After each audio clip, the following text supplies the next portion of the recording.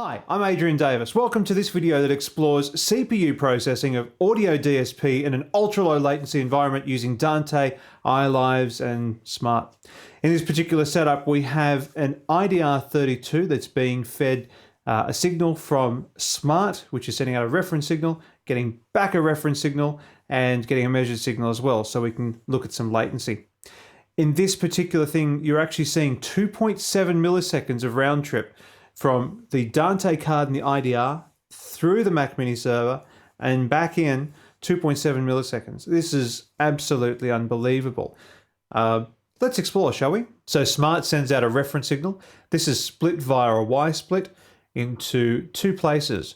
One to go into the input of the IDR32, in this case input 2, and then the other part goes straight back into the computer as a reference signal with the second output coming from the IDR's output. This allows us to measure the latency over the processing. So let's get straight into it. As you can see on the screen here, we have an IDR session set up. Now this is actually set up for the second part of the demo, but will work just as well here. What I'm going to do is just double check that the measurement signal does not have anything inserted. No, we'll pull that out just to make sure, just in case we have set things up incorrectly, even though I know they're not. As you can see here now is we have Smart, and what's basically happening is the signal is going out and coming straight back in as a reference signal via a hardware Y split, and the measurement signal is going into channel 2 and coming out on the right hand side. Very simple. If we run a couple of tests just to make sure, okay, there we go. We can see the inherent latency of the iLive is, what does it say? Let's see if we can make that a little bit clearer. It's very, very quick. There we go. With 110% confidence, 1.5 milliseconds. So that's kind of the range that we expect from most digital consoles. I've seen some as low as 1 just, but 1.5 is probably one of the quickest in the industry.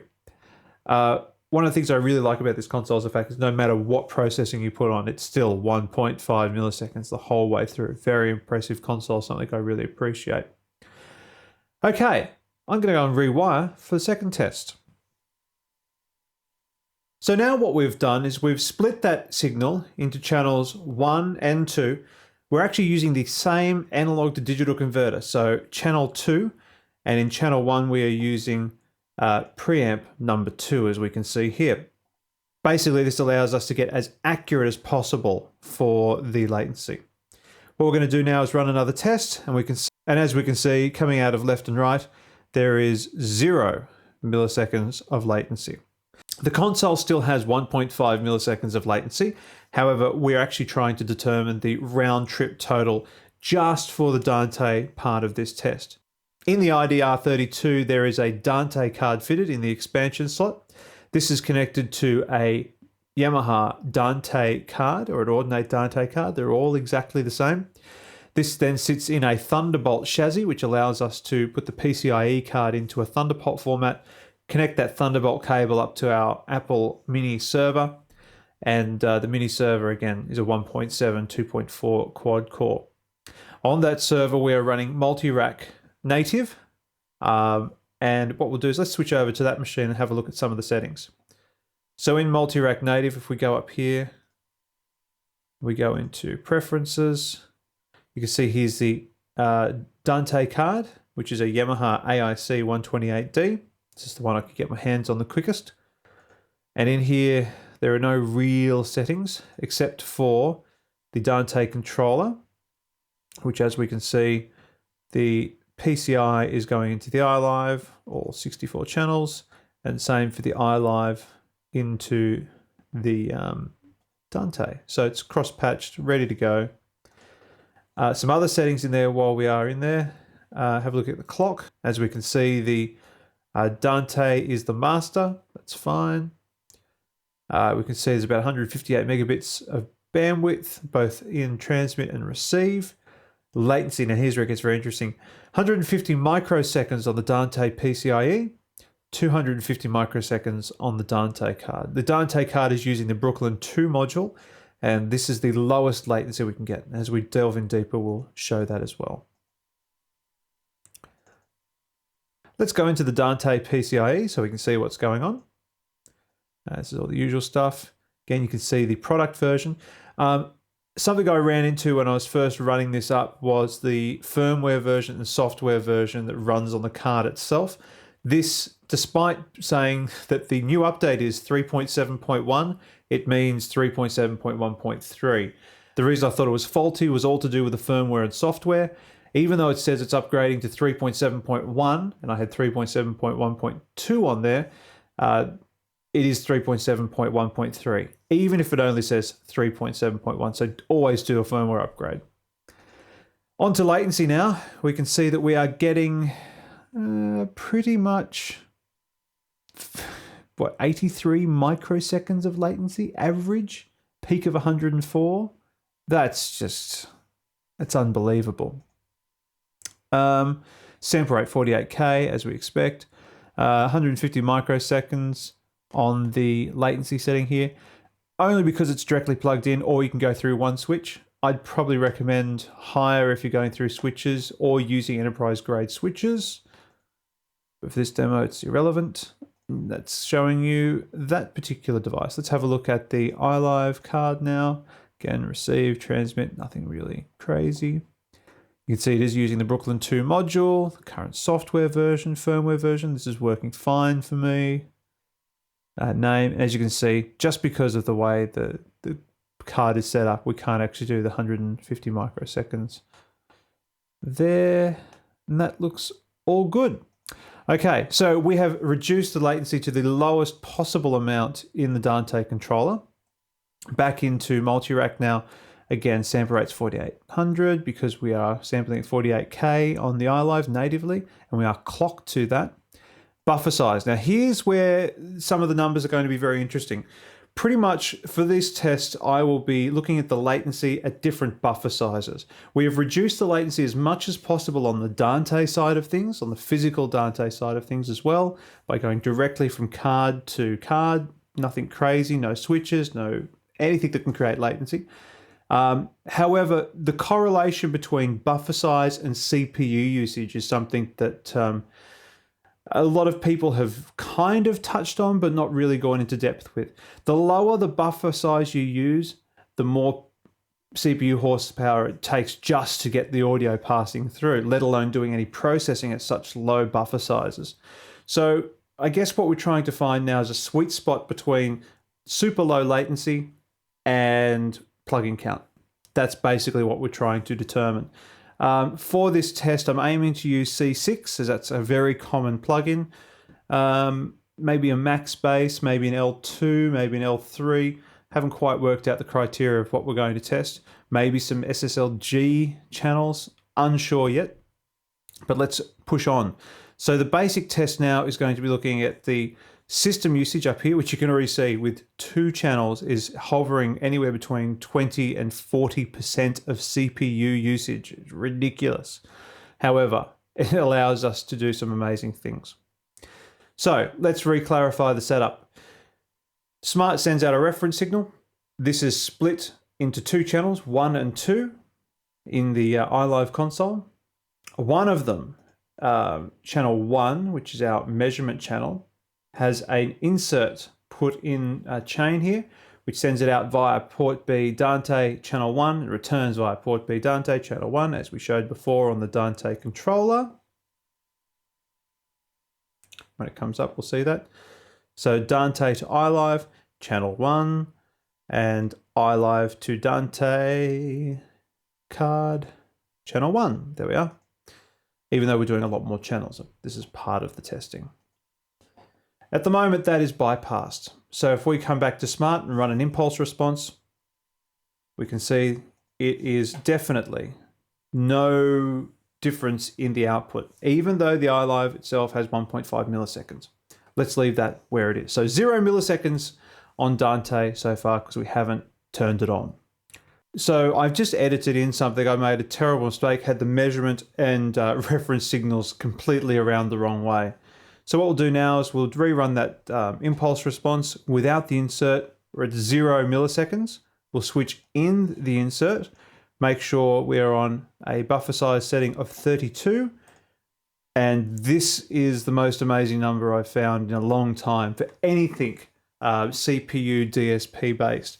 2.7 milliseconds round trip. Words cannot explain how quick that really is. So add on the 1.5 milliseconds of the iLive and 4.2 milliseconds is your total round trip, well under the 10 millisecond mark that I definitely want to keep under. This makes it usable, in my opinion, for vocalists on IEMs. I mean, it's not really adding that much latency. However, that CPU usage is just cranking at 30%. Let's have a look at that a bit closer.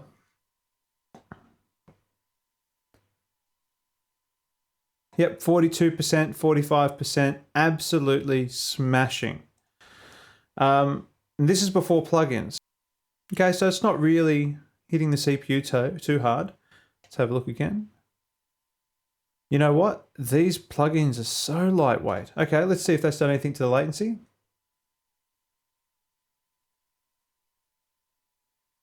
It has. It's pushed our latency to 4.2 milliseconds. I think that's the G channel. Let's have a look. No, it's just pushed it out to 4.2 milliseconds. 4.1-ish, the looks of things. Yeah, 4.1. Just take that off again just to make sure. Yep. So the round trip on the audio alone is 2.7 at a buffer size of 32. 4.2 milliseconds. It's pretty usable. Let's create a few more channels exactly like that, just so we can see what's going on. So 2, duplicate. I'm really getting quite blown away at this. That's 42% usage. That's looking pretty impressive. Let's patch this up. I mean, at the end of the day, you don't really want your DSP computer smashing too hard, but you never know. Oop, that's the wrong way. 4 and 5. That's there we go. That's the number I was expecting. 67%, 73%. So you could probably run 72. Yeah, see, this is really starting to push it up quite a lot.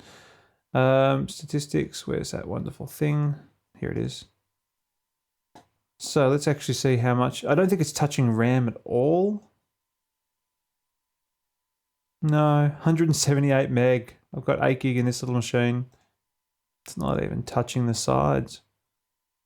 So let's keep this little graph up here to show an actual CPU usage. Bear in mind, it's a quad-core machine with hyper-threading, so the hyper-threading is not going to do too much, as it's going to be hitting as much as possible. Again, let's just check our latency. Look, holding steady. From what it looks like, yep, definitely holding steady. I'm sure the interference that we're seeing there is to do with the analog processing on the SSL channel itself. 4.2 milliseconds. That's surprisingly usable.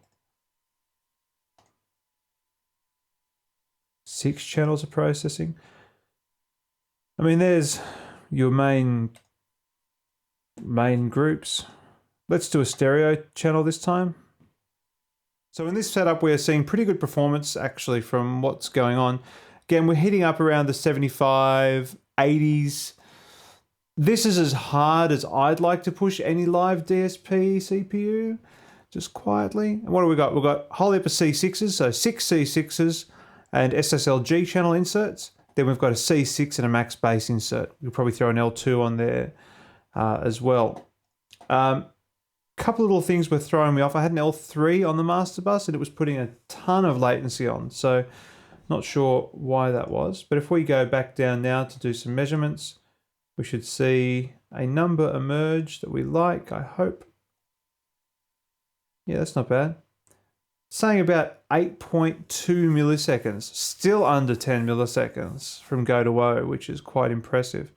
If we turn that off, we should see that reduced by about 4. There we go. So that's correct. 8.2 milliseconds round trip, 90%. Not a lot of plugins. We've got 32 channels of audio, at least. Not a lot of plugins. What I'd like to see now, we know that a buffer setting of 32 gives us about 80%. Let's start with this setup and continue on. Let's see how the latency goes. So let's turn off the master bus insert. Let's set it to 64 samples and have a look. Actually, you know what? Let's just use the one insert scenario. So each insert, 4.1 milliseconds, 64, well, it should be 8.2, shouldn't it? No, that's interesting. Buffer sample size of 64 brings it to 5.5 milliseconds and drops the... Oh my God, am I seeing correctly?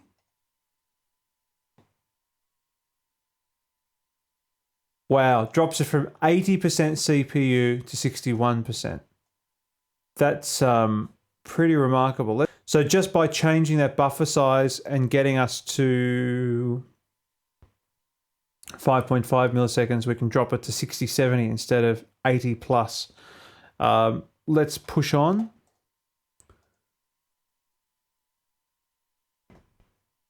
Buffer size of 96 now instead of 64. Our latency sits at, it's not adding much latency. 6.8 milliseconds, 25% accuracy.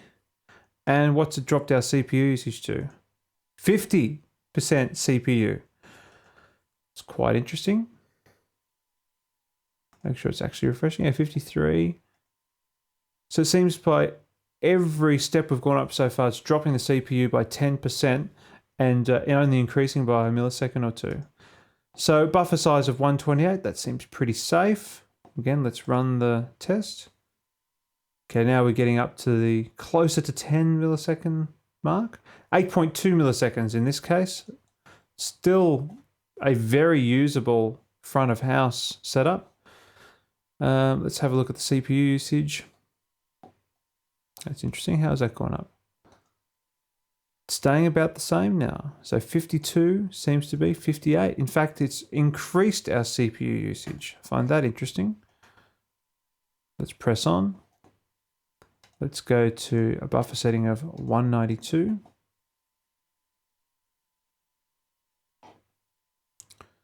It seems like it's falling right off. Let's go to a larger sample size. Here we go.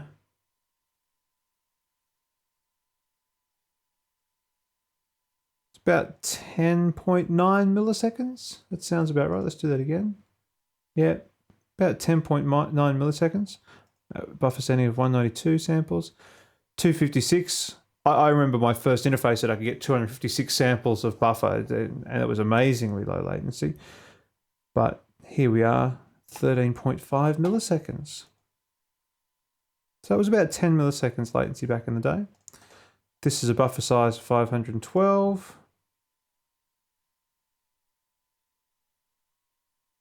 I'm sure this is still fine for front of house, but it's too far for me. You know what I haven't done? Checked out our CPU usage. So there we go. We're down into the low 30s. Seems like there's a real sweet spot around 128. Thought that jumped it up though. 128 is how much milliseconds? Yeah, look at that. It's way down below 10. Well, it's just below 10. 8.1 milliseconds. I mean, depending on your configuration of your computer, your plugins, you got to try and balance this thing out. If we go to 1024, what does our CPU drop to? Should drop right off. See, it hasn't really dropped off that much. It's only dropped to 39. However, where's our latency? It's way off the chart. Is it? However, yeah, 45 milliseconds. Way too long. Way too long. So it seems like, I'm going to say 96 seems pretty comfortable. What's that registering at?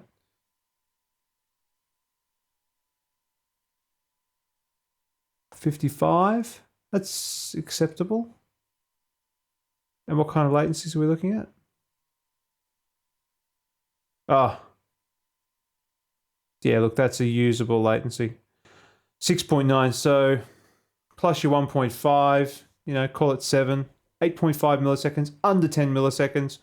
Pretty respectable. I would say, given the CPU usage is at, what does it say, 57, you could probably go 12 channels. Just squeeze it in, maybe. Maybe drop your master. That's a pretty good latency setting. If you were doing your master though, I mean, you've got to remember that is adding